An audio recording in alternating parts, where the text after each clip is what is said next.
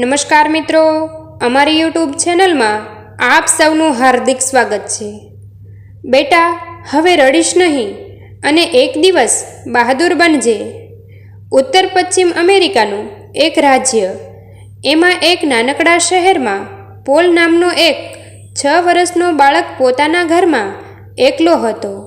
પોતાની લાકડાના રમકડા બનાવવાની પેટીમાંથી ઓજારો લઈ નાનકડું ઘર બનાવવા મથી રહ્યો હતો। ખૂબ જ રસથી કામ કરતાં કરતાં અચાનક જ એનાથી ખીલીના બદલે પોતાના જ અંગૂઠા પર હથોડી મરાઈ ગઈ। એની રાડ ફાટી ગઈ, રડવું આવી ગયું, પણ રડે શી રીતે? ઘરમાં કોઈ સાંભળવાવાળું તો હતું નહીં। એના પપ્પા નોકરી પર ગયા હતા, મા બજારમાં ખરીદી કરવા ગઈ હતી। હવે શું કરવું? અચાનક એને યાદ આવ્યું કે કોઈ પણ માહિતી માટે એના પપ્પા ટેલિફોનનું રિસીવર ઉપાડીને ઇન્ફોર્મેશન પ્લીઝ એમ પૂછતા અને સામેથી જવાબ મળે પછી પોતાની જોઈતી માહિતી અંગે પૂછતાછ કરી લેતા। એ યાદ આવતાં જ એણે ફોનનું રિસીવર ઉઠાવ્યું અને કહ્યું, ઇન્ફોર્મેશન પ્લીઝ।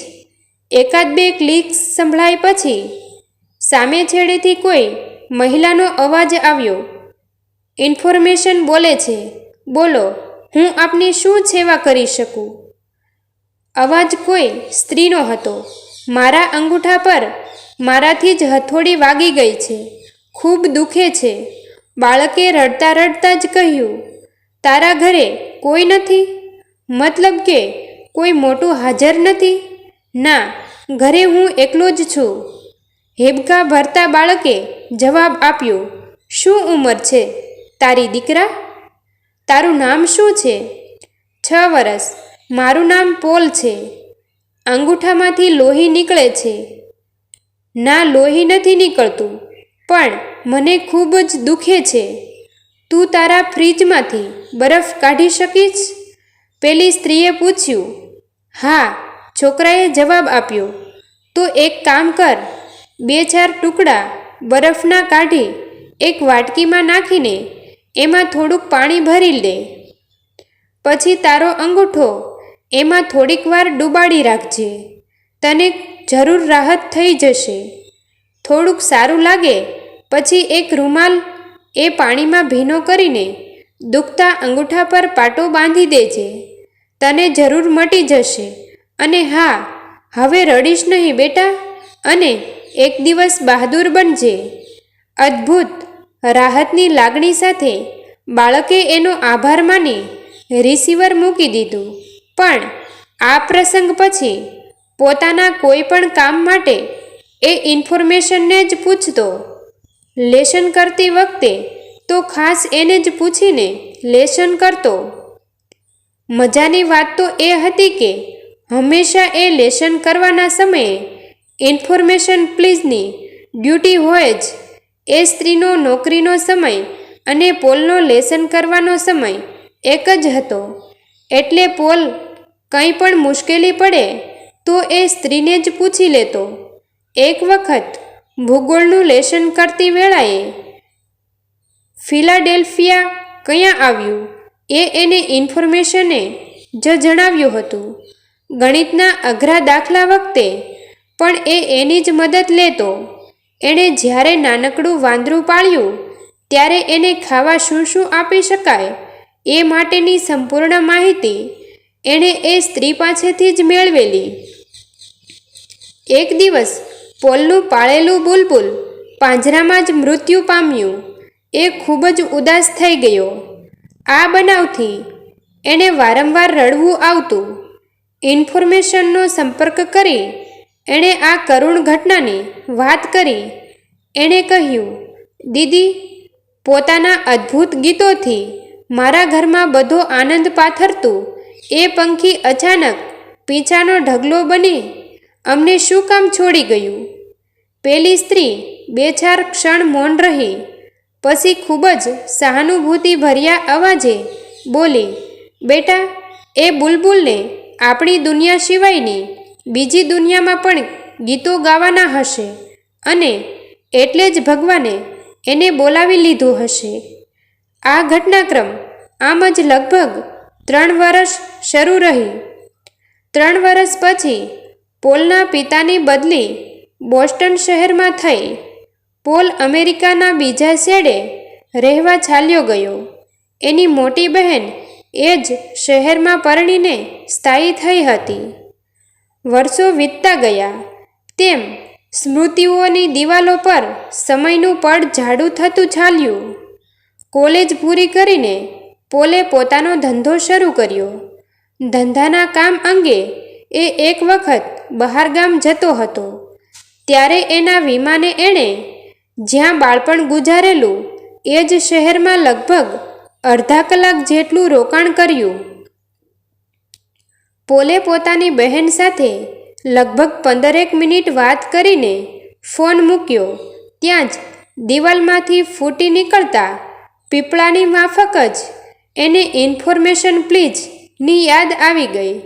આટલા વર્ષો પછી સીધો ધોન પડવાથી ઇન્ફોર્મેશનને જ લાગે તેવું નહોતું રહ્યું. એટલે એણે લોકલ ફોન ડિરેક્ટરીમાંથી ઇન્ફોર્મેશનનો નંબર મેળવ્યો. પછી ધડકતા હૈયે બોલ્યો, ઇન્ફોર્મેશન પ્લીઝ.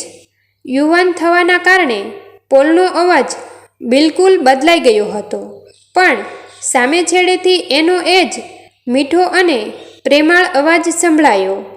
ઇન્ફોર્મેશન બોલે છે, હું આપની શું સેવા કરી શકું?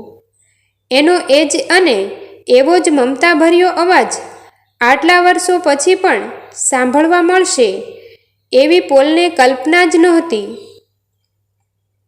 એટલે શું વાત કરવી અને કઈ રીતે વાત કરવી એ તો એણે વિચાર્યું જ નહોતું.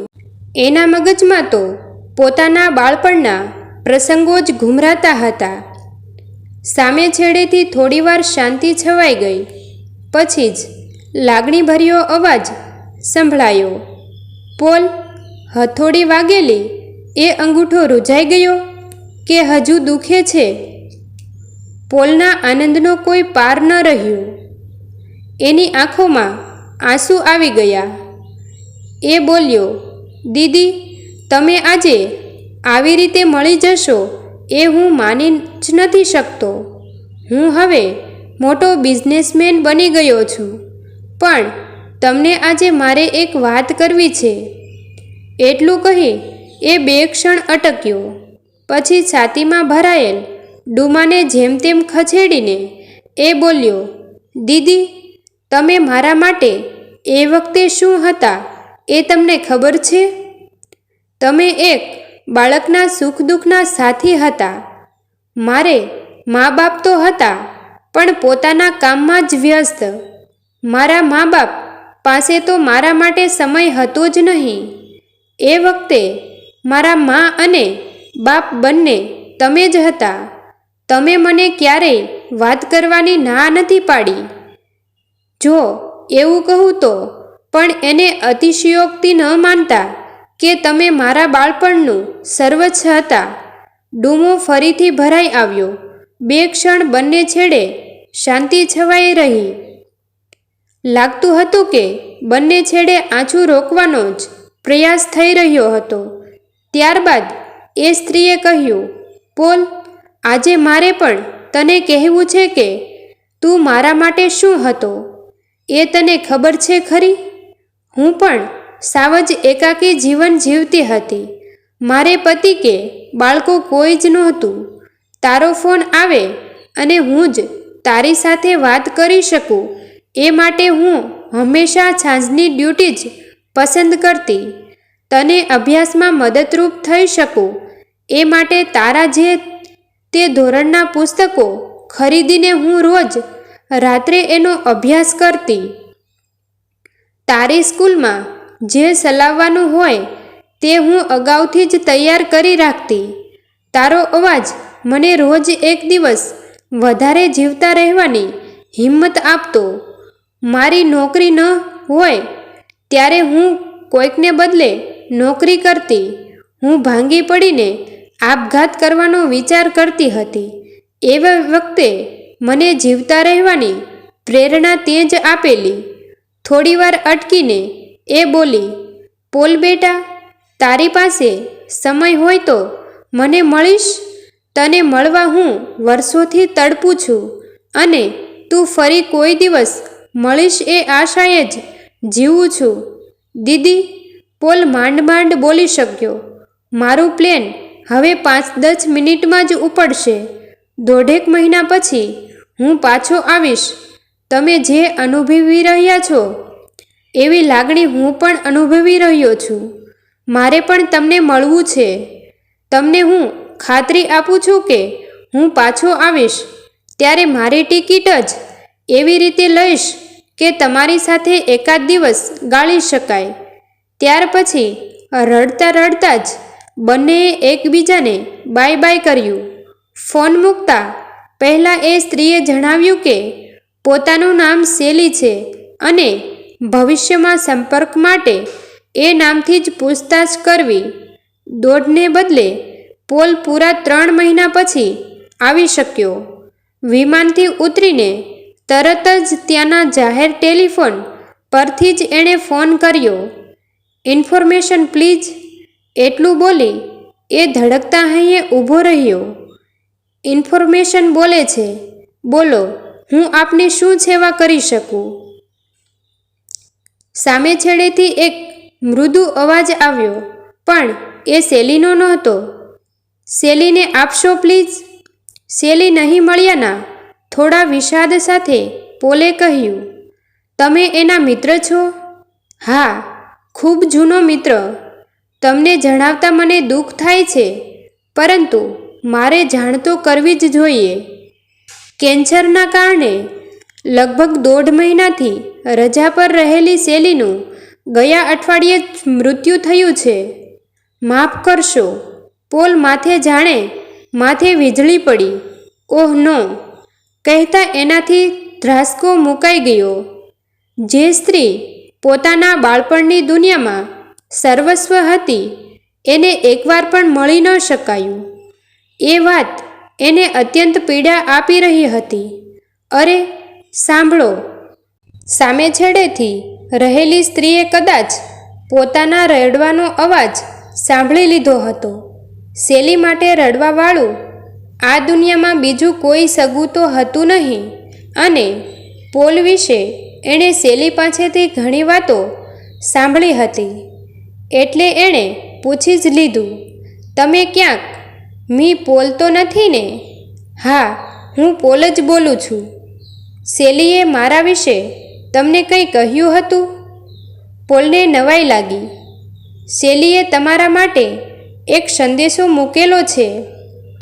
શેલીએ કહ્યું કે તમે આવો ત્યાં સુધી કદાચ એ જીવતી ન પણ રહે તો મારે આ સંદેશો તમને આપવો. તમને રડતા સાંભળ્યા એટલે હું ઓળખી ગઈ. શેલી કહેતી હતી કે એના મૃત્યુથી તમને ખૂબ જ દુઃખ થશે. સંદેશો શું છે? પોલને શેલીએ શું લખ્યું હશે એ સાંભળવાની અધીરાઈ થઈ આવી હતી. શેલીએ લખ્યું છે કે પોલને કહેજો કે રડે નહીં, જરાય દુઃખી પણ ન થાય. આ એક જ દુનિયા નથી, બીજી દુનિયામાં પણ ગીતો ગાવાના હોય તો ભગવાન બોલાવી લેતા હોય છે અને આ સંદેશો પોલ જરૂર સમજી જશે. સંદેશો પૂરો કરીને એ સ્ત્રી શાંત થઈ ગઈ. એનો આભાર માની પોલે ફોન મૂકી દીધો. એ સંદેશાનો અર્થ પોલ બરાબર સમજી ગયો હતો. આંખ બંધ કરી શાંતિથી એ એરપોર્ટની લોન્જના એક ખૂણાની બેઠક પર બેસી ગયો. બંધ આંખોમાંથી અશ્રુધારા વહેતી હતી, પરંતુ એના મોં પર શાંતિના ભાવો પથરાયેલા હતા. ઘણા વર્ષો પછી એના બુલબુલનો મીઠો અવાજ એના કાન અને હૃદયમાં જાણે કે ગુંજી રહ્યો હતો.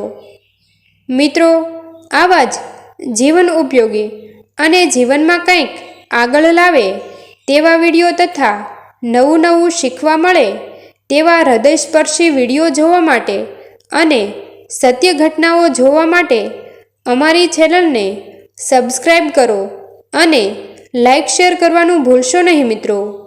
થેન્ક યુ મિત્રો. મળીએ છીએ એક નવા વિડીયો સાથે. આભાર.